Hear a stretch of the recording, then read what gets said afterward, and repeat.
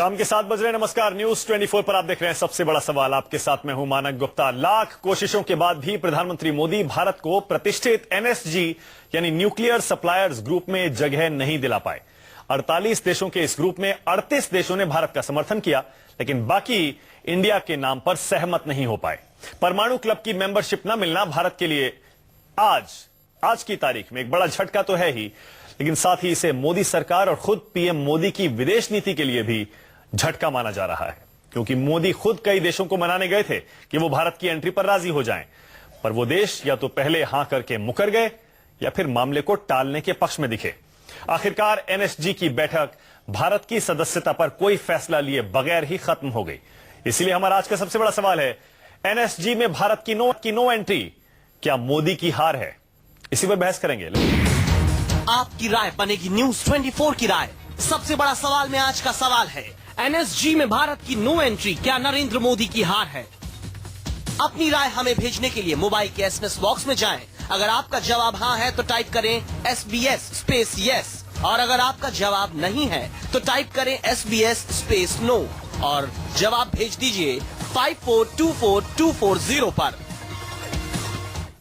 आज का सबसे बड़ा सवाल, क्या एनएसजी में भारत की नो एंट्री मोदी की हार है? इसी पर बहस करने के लिए मेरे साथ बीजेपी से संबित पात्रा जुड़ रहे हैं, कांग्रेस से अभय दुबे हैं, उनको आप अपनी टीवी स्क्रीन पर देख पा रहे हैं। यहां शीलकांत शर्मा जी हैं, पूर्व राजनयिक, विदेश नीति, कूटनीति के जानकार, और मेरे साथ एक और मेहमान जुड़ने वाले हैं थोड़ी देर में। आप सभी का स्वागत है। अभय दुबे जी, फैसला भारत की अर्जी पर अभी हुआ नहीं है एनएसजी में, और आपने अभी से इसे मोदी जी की हार कहना शुरू कर दिया है, ऐसा क्यों?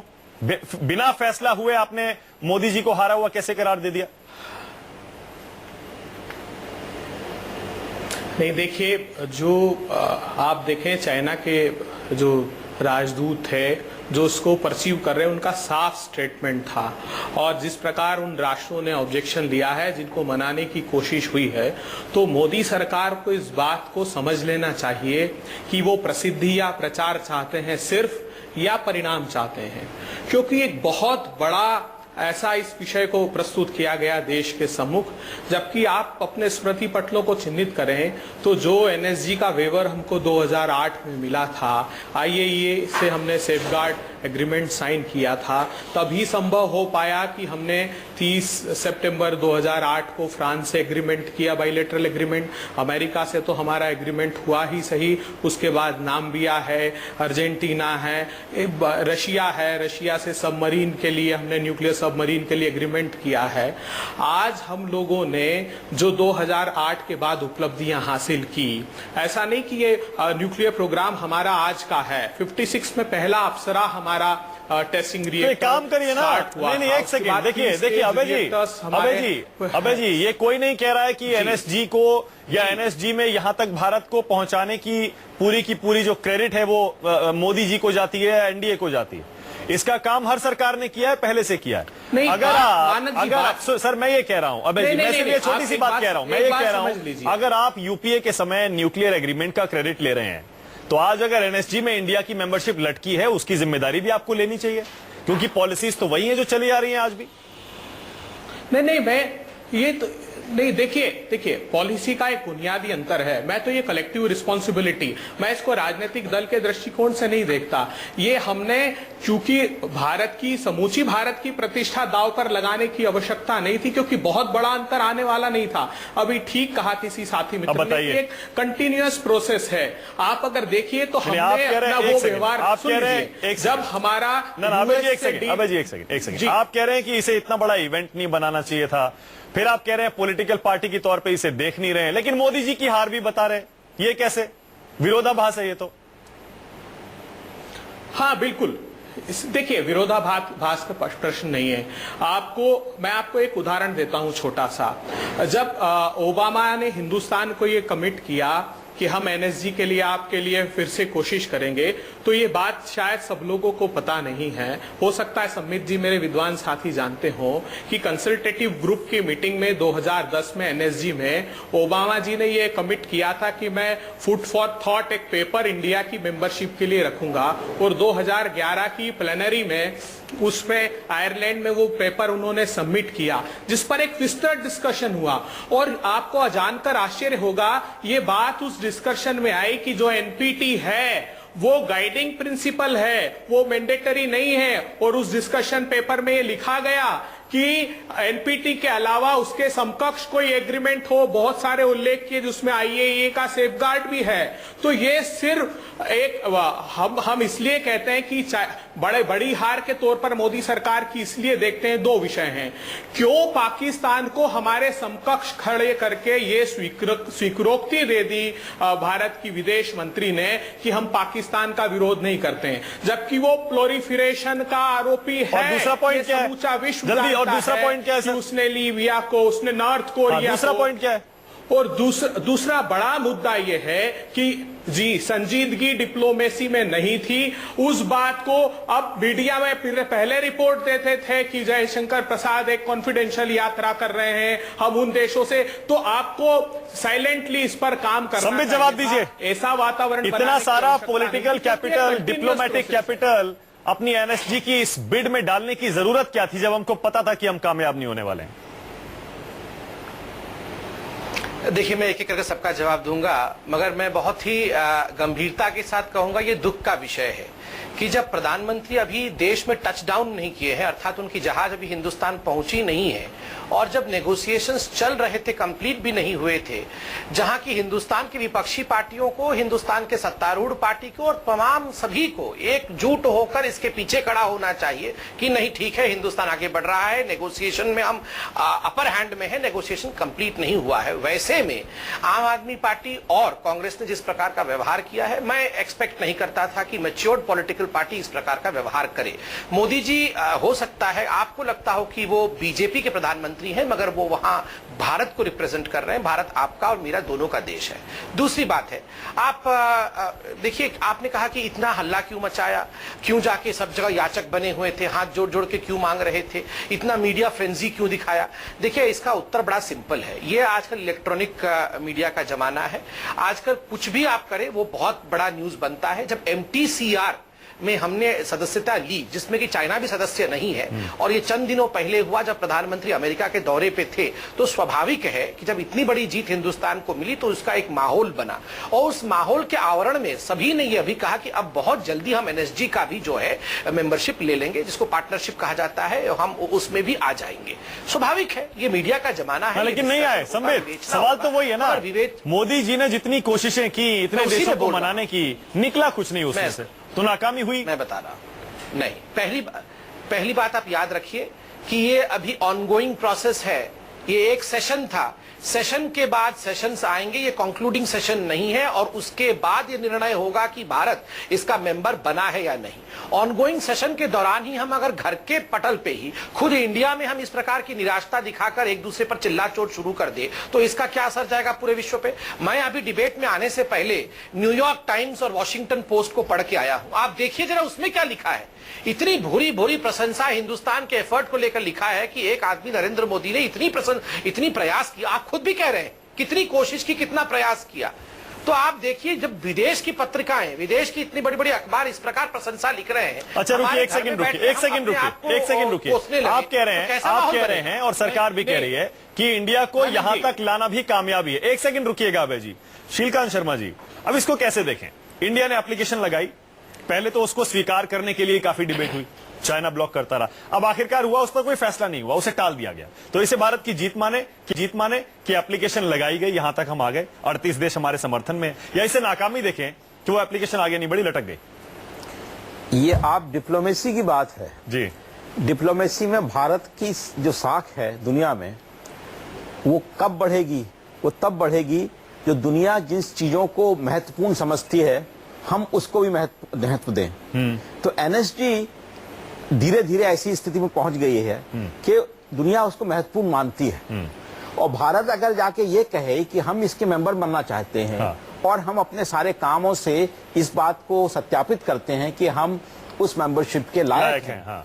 तो इसमें क्या खराबी है? हाँ, ठीक है। ये बात 2010 से चल रही है। 2010 में जब ओबामा जी यहाँ आए थे तो जॉइंट स्टेटमेंट में बड़े खुले शब्दों में कहा गया था कि वो भारत के NSG की मेंबरशिप को सपोर्ट करेंगे। ठीक है। उसके बाद हुआ ये कि हमारा जो न्यूक्लियर प्रोग्राम जो था, न्यूक्लियर एनर्जी की जो हमारी परस्यूट थी, उसके राह में रोड़े आ गए कुछ। एक तो हमारे यहाँ अचानक पीस मूवमेंट पैदा हो गए जो न्यूक्लियर के खिलाफ हो गए। हमारे यहाँ अचानक लाइबिलिटी की बात शुरू हो गई। दुनिया में कहीं सप्लीमेंट्री कन्वेंशन हो गए, दूसरे लाइबिलिटी कन्वेंशन हुए, कहीं ऐसी बात नहीं थी, पर हमने, भारत भी यूनिक है भाई, तो हमने नया बनाया एक, तो उसको भी उससे पार पाने में 2 सरकारों को टाइम लगा। तो जब वो पार पा गए उसको, कि उसका सोल्यूशन निकल गया और बाहर के जो इन्वेस्टर्स थे, जो सप्लायर्स थे, उनको ये एश्योरेंस हो गया कि ये भारत का अपना लॉ है और ये किसी के खिलाफ नहीं है, तो फिर ये आगे की बात बनी। तो ऐसा है कि हमारी ये न्यूक्लियर डील जो है एक डेमोक्रेटिक कंट्री की प्रोसेस है।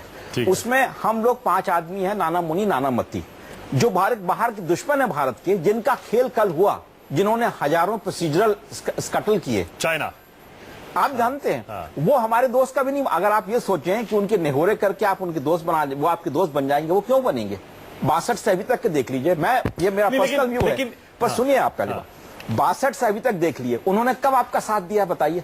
सिक्योरिटी काउंसिल की मेंबरशिप के लिए 95 में, 2005 में हमने कितने प्रयत्न किए थे। अब वो नहीं बन पाई, तो क्या हम ये कहें कि प्रयत्न गलत था? तो ये डिप्लोमेसी का तरीका यह है कि आर्गुमेंट ये दिया जा रहा है शीलकांत शर्मा जी कि हम जितना यूएस, एक बार और सुन लीजिए, आपको ये सेलिब्रेटरी जो हम भारत ने कोशिश की, बड़ी संजीदगी के साथ डिप्लोमेसी की कोशिश की, और आप हर एक देश के पास गए ताकि किसी को यह ना लगे कि भारत बड़े तीसमारखा हो गए। तो भारत छोटे से छोटे देश के पास गया, बड़े से बड़े के पास गया। क्यों गया? क्योंकि डिप्लोमेसी में आपको यू स्टूप टू कॉन्कर। ठीक है, ठीक है, ठीक है, झुकना भी पड़े तो झुकना पड़ता है। तो आप ये सेलिब्रेशन हमारे देश में क्यों हो रहा है कि भाई नहीं, आपकी डिप्लोमेसी फेल हो गई? ये तो मेरे समझ में नहीं आता। As a diplomat, as a next diplomat, I find anything celebratory out of question. अच्छा, एक छोटा सा जवाब और, कह रहे हैं कि ज्यादा यूएस के करीब जाने से भी हमें नुकसान हुआ है, इसीलिए यूएस के दुश्मन हमारे दुश्मन हो गए, और ये हमारी जो एनएसजी की मेंबरशिप है इसीलिए खटाई में पड़ गई। जब 62 में हमला हुआ था हमारे पास, तो क्या यूएस हमारा दोस्त था? तो चाइना ने हमला क्यों किया था हम पे? जब चाइना 1995 में भारत की सिक्योरिटी काउंसिल मेंबर के खिलाफ प्रोसीजरल हर्डल्स डालता था और पाकिस्तान वहां जाके कॉफी क्लब करता था, तो अमेरिका भारत का दोस्त नहीं था। तब चीन और पाकिस्तान अमेरिका के पक्के दोस्त थे। 1998 में हमारे टेस्ट के बाद जून में चाइना और अमेरिका ने स्टेटमेंट दिया था। तब क्या था? तो यह बात नहीं है। भारत ने 98 के बाद से इतने सालों में धीरे धीरे, और 2 सरकारें आई, बीजेपी की कांग्रेस सरकार, उन्होंने कंटिन्यूअसली कोशिश की और भारत को यह स्थिति में लाया आज। बिल्कुल ठीक है, बिल्कुल ठीक है। इसीलिए अभय जी, इसीलिए मैं कह रहा हूं, अभय जी, अगर न्यूक्लियर डील का आप क्रेडिट लेते हैं, उसी तरह जैसे बीजेपी की सरकार परमाणु परीक्षण का क्रेडिट लेती है 1998 वाला, ये क्रेडिट लेने के बजाय आप ये क्यों नहीं मान लेते कि सक्सेसिव सारी गवर्नमेंट्स ने इस दिशा में कोशिश की है, और आज अगर हमारी पोजीशन यहां तक आई है कि एनएसजी में हमें सीरियसली लिया जा रहा है, तो इसे सेलिब्रेट करना चाहिए बजाय इसके कि मोदी जी की फॉरेन पॉलिसी पे सवाल उठाए। नहीं, देखिए मानक जी, इस बात को भी हमको ध्यान में रखना होगा। अभी संबित पात्रा जी ने ये वक्तव्य दिया कि किस प्रकार हम लोग आलोचना कर रहे हैं, तो हम लोग समालोचना कर रहे हैं। उनको याद रखना चाहिए, जब यूएस इंडिया न्यूक्लियर डील हो रहा था, तब क्या कहा था सुषमा जी ने? कहा कि जहांगीर जिस प्रकार हिंदुस्तान में ईस्ट इंडिया कंपनी को लाया था और 250 वर्षों तक गुलाम बना दिया, उस प्रकार का कृत्य ये सरकार कर रही है इंडिया यूएस न्यूक्लियर डील को लेकर। अभी हमारे साथी मित्र ने लाइबिलिटी की बात उठाई, तो उनको ध्यान रखना चाहिए संबित जी कि अरुण जेटली ने पूरा का पूरा ब्लॉग लिखा था कि उस एक्ट के सेक्शन 17A में जिस प्रकार लाइबिलिटी का क्लॉज था, उन्होंने कहा कि 17B सेक्शन डालकर, जबकि वो बाद में गलत सिद्ध हुआ, किस प्रकार डाइल्यूट कर दिया लाइबिलिटी को सप्लायर की। अच्छा, और उन्होंने मैं समझ गया पॉइंट आपका यही है, 2004 पॉइंट आपका यही है। मैं सुन लीजिए सर, जल्दी से मेरा कहना, मेरा सुन लीजिए। हाँ, बिल्कुल ठीक है। हम लोगों ने समालोचना की है कि ये पुनर्विचार करें। सफलता तभी है जब आपको वहां पर आउटकम निकल करके आए।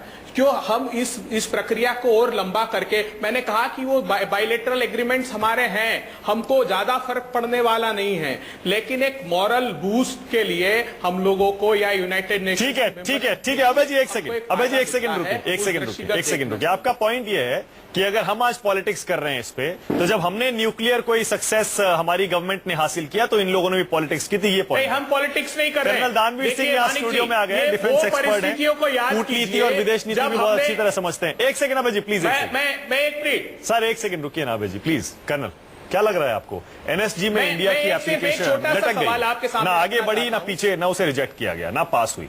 इसे कांग्रेस, आम आदमी पार्टी, कुछ विरोधी कह रहे हैं मोदी जी की अग्रेसिव फॉरेन पॉलिसी का फेलियर है।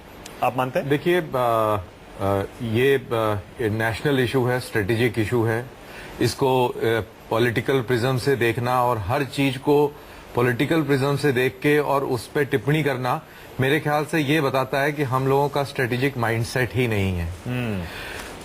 ये बंदर के हाथ में रेजर वाली बात है, वैसे वाला है खेल। किसी को मालूम कुछ नहीं है, बस लगे हुए हैं, कुछ ना कुछ बोलना है, वो वाली कहानी है। But otherwise opposition for the sake of opposition. But otherwise अगर आप देखिए तो इंडिया एक वर्ल्ड स्टेज के ऊपर आके, असंसदीय शब्दों को प्रयुक्त न करें, वर्ल्ड स्टेज पे आके, वर्ल्ड स्टेज पे इंडिया आज खड़ा हुआ है, आज उसके बारे में बात हो रही है। ये अनसक्सेसफुल नहीं रहा है, यानी अग्रेसिव फॉरेन पॉलिसी से कुछ ना कुछ हासिल ही हुआ और है। आज नहीं तो कल जरूर बन जाएगा मेंबर। वहां तक आदमी पहुंच चुका है, वहां पे डिस्कशन है। लेकिन मैं ये पूछ रहा हूं, ये बहस इसीलिए हो रही है, क्या उसका क्रेडिट मोदी जी की अग्रेसिव फॉरेन पॉलिसी को देंगे, या जो इंडिया ने स्टैंड और पोजीशन लिया और कोशिशें की हैं पिछले 10, 15, 20, 25 साल में, उस सबको देंगे? ये सभी का हर एक स्टेप पे हर एक गवर्नमेंट ने अपने लेवल पे काम किया है। ऐसा तो नहीं है कि एकदम से हो गया हो और पहले नहीं किया, सबने किया है काम। लेकिन ये कहना कि मोदी जी को डिस्क्रेडिट कर देना, वो भी गलत। ठीक है संबित, ब्रेक पर जाने से पहले छोटा सा कॉमेंट। संबित,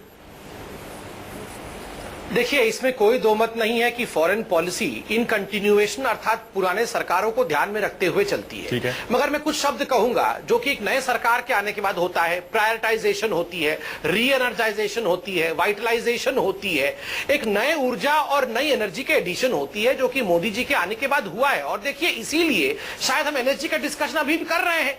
पहले 4 बार रिजेक्ट होने पर भी आपको कहीं, मुझे तो ध्यान नहीं आता कि मैं कहीं 5-7 साल में एनएसजी के बारे में कहीं डिस्कशन करता था। ठीक है संबित, एक ब्रेक ले रहा हूं, एक ब्रेक ले रहा हूं, लेकिन एक ब्रेक ले रहा हूं, लेकिन जो आप कह रहे हैं उसी की वजह से आज ये सवाल भी खड़ा हो रहा है। मोदी जी ने इतना पॉलिटिकल डिप्लोमेटिक कैपिटल इस कोशिश में डाला कि आज इसीलिए एनएसजी की मेंबरशिप अगर नहीं मिली तो उसे मोदी जी के नाम से जोड़ा जा रहा है। छोटा सा ब्रेक ले रहे हैं। सवाल हमारा यही है, क्या एनएसजी में भारत की नो एंट्री मोदी की हार है? इस